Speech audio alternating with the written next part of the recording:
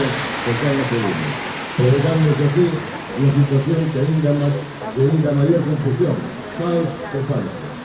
Isto obrigou ao povo galego a organizarse máis unha vez para suplir as carencias de unha administración incompetente que a súa ineptitud e súa interior de discusión e a lamentable morte de tres persoas.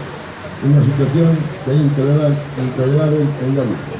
Pensou división, non é nunca máis.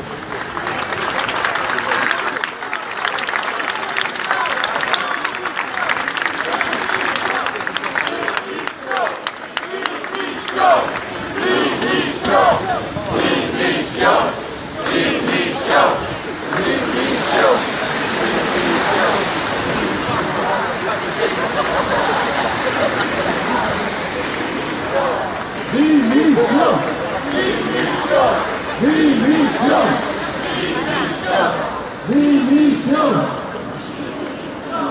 Lunes nunca más. Lunes nunca más. Lunes nunca más.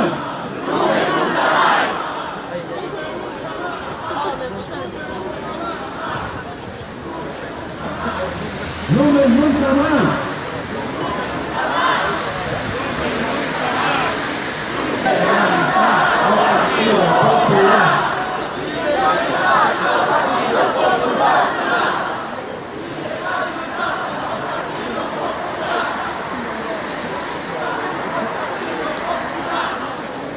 Non só que legalizamos, sino que temos que votalos.